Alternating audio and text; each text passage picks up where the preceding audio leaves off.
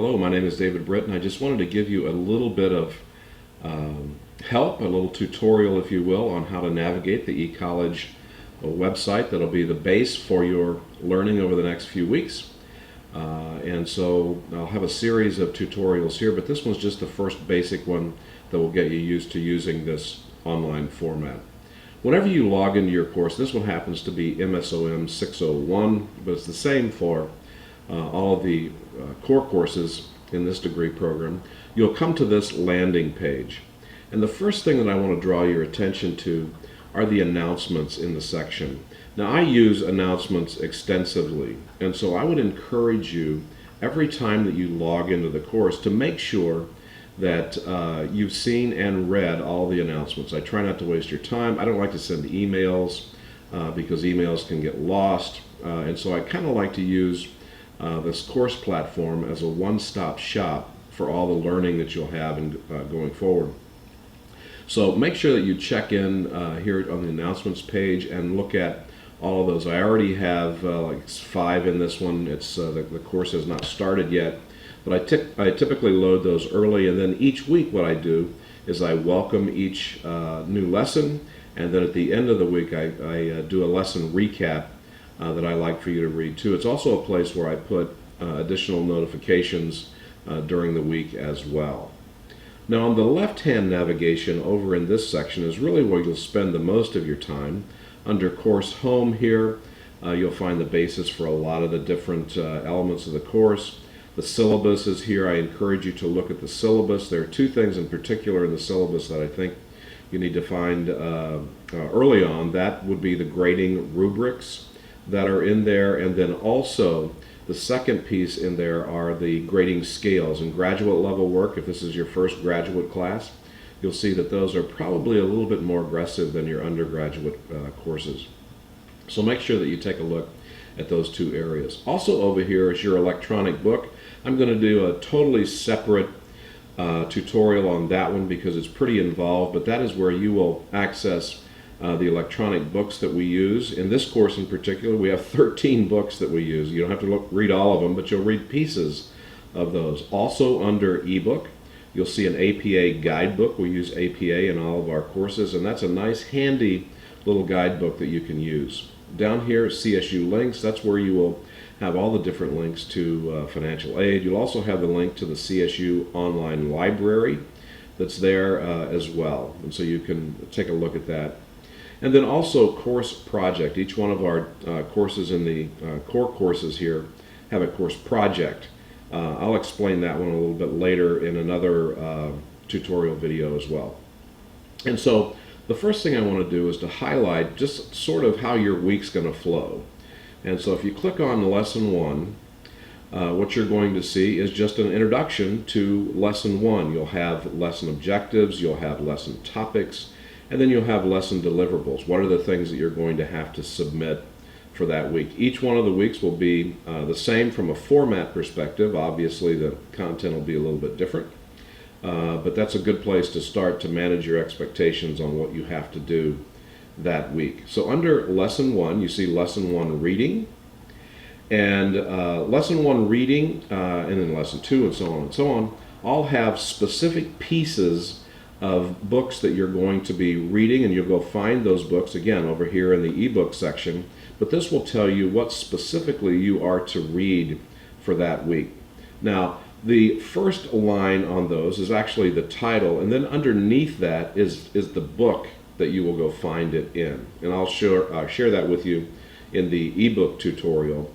But for example, in this first ominous story, it's from the book, Now You're Thinking, Change Your Thinking, Revolutionize Your Career, Transform Your Life.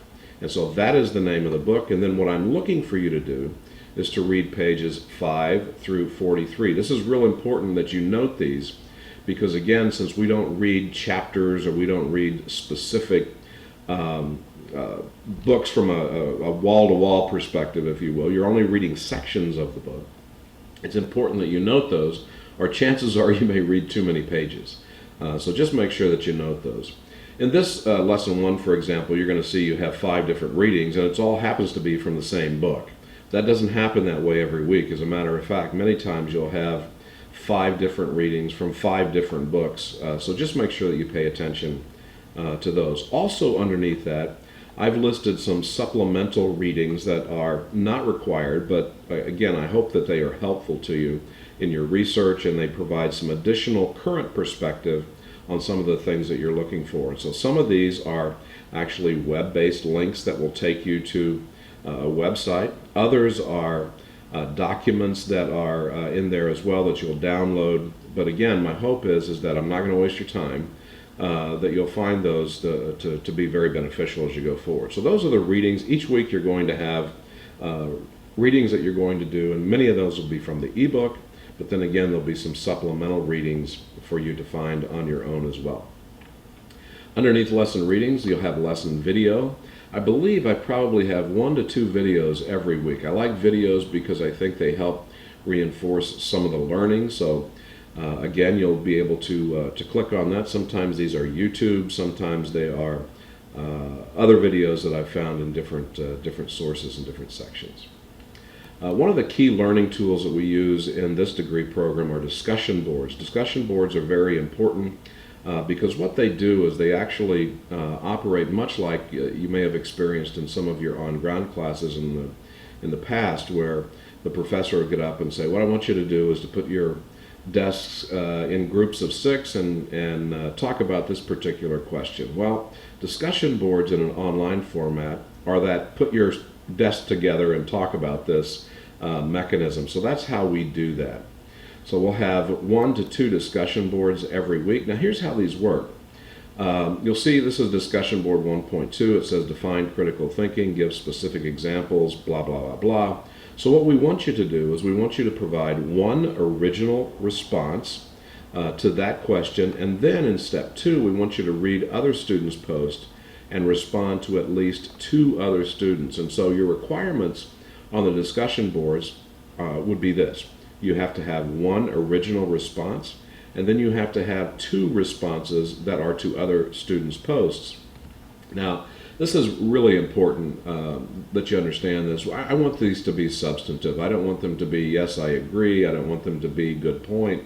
I want them to be something that if you were sitting across from someone with your desks together and you were talking about a particular topic, that it's very engaging, that you use examples, you use the research that you conduct, and you also use personal experience to help influence learning. Now, this is really good because we have a lot of students who have a heck of a lot of experience in business, industry, social settings, and so on. And so that's all part of the key learning in using these courses. Now, what you will do, and the way that you'll do that, is you'll go down here. You see this button down here, it says respond. And so you'll click on respond.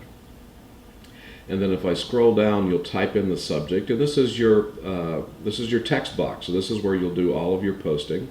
Now you can do it a couple of different ways. The way that I always like to do this, I always like to type my response in Word and then cut and paste it in here. You can certainly do that. And that way sometimes if you have to walk away from your work and it shuts down, because after, I don't know, it's probably an hour or so without any activity, you may lose your work. So I would encourage you, unless you're going to be able to do this in one sitting, to do it in Word and then cut and paste it. But whenever you're finished doing that, you go down here and hit Post Response. And then what you'll see is you'll see a thread of a whole lot of different comments from your classmates. And you'll do exactly the same thing whenever you want to do a response post. The difference is that you'll click on their particular response, and then at the bottom there'll be another item that says respond to their post as well. So that's how you do those. The next one is case study. We have case studies in almost every lesson. Here sometimes the case studies are specific about business or opportunities or critical thinking or problem solving, but sometimes the case studies are about you. And so what you will do in this area is you'll write a paper. And all papers in every course that I teach should follow APA. They should have a cover page. They should have an introduction. They should have body headings. And they should also have a conclusion and then a reference section. And I've given you an example, and I'll show you where that is in a minute, of a properly formatted APA paper so that you can get some ideas on how I'm looking for those. So, Again, each one of the lessons will follow a similar format, so that just happens to be lesson 1. Lesson 2, you'll see here, has reading, video, 1 discussion board, 1 case study, and then the course project. Again, I'll talk about the course project a little bit later. Now, across the top, here's how you will navigate different areas of the course. A gradebook, probably pretty important to you. I clicked on that. You'll see all of the students that I have in this course. Now, the difference for you is you're only going to see your name in here. So let's just pick on Carmen for a second. And you will click on your name. Sometimes it'll probably just open up like this if it's just one person in for you. And so you will see every single item that you're going to receive a grade on in this course. And the way that you determine and see my responses to your discussion boards or your case studies is you'll notice that you'll know that I've graded something whenever this dash here is replaced by a number. And so let's just assume that under lesson 1, discussion 2, that you have a 95. You can go click on that and it will open up a separate dialog box, and in this section you will see all of my comments on your discussion board. Now, if this happened to be a case study, what you'll see from me is a comment in here that says, please take a look at the comments on the file below. And so down here you will see a file with my name next to it, and what I do is I take your Microsoft Word document and then I open it up and then I do all the grading and I do all of my comments in the margins of that document. And then I save that document and upload it back into here. And so you'll see that as you go forward. If you have any problems with that, make sure you contact me, because I am very, very, very thorough on grading and making my comments. I operate under the assumption that if you took the time to write the paper, I'm going to take the time to read every single word you write. And so the grade book is the way that we will communicate back and forth, really directly from me. If you have any questions on grading, make sure that you send me an email on those. But again, I'm very thorough on that, and that's how the grade book is done and listed from a very important perspective. So that's the grade book. Email. If you want to send me an email or you want to send a fellow class member an email, you can go here, click on their name, add it to the recipients, put the subject, and then you can do attachments and you can put the narrative down here. The great thing about this is every time you send an email here, you get a copy of it in your CSU Buckmail account, so it's always there. The next thing you'll find of importance is doc sharing. I mentioned earlier that I put a few things in here, the sample APA paper. This is my own library to you where I put additional sources and different things that hopefully will make things helpful for you. A couple of additional documents that you will use extensively in this course are using RED for your assignments, the RED model, it's a problem-solving model. And then for all the books that we use in the ebook, I have the book citations that are formatted already for you in APA. I just wanted to give you I call it a help sheet. It's actually a little cheat sheet for you to help you. And then also in here, Amina's story sample outline. You'll notice that in the course project you're required to do an outline of the project going forward. So I've just given you a sample one that you can use as a reference there.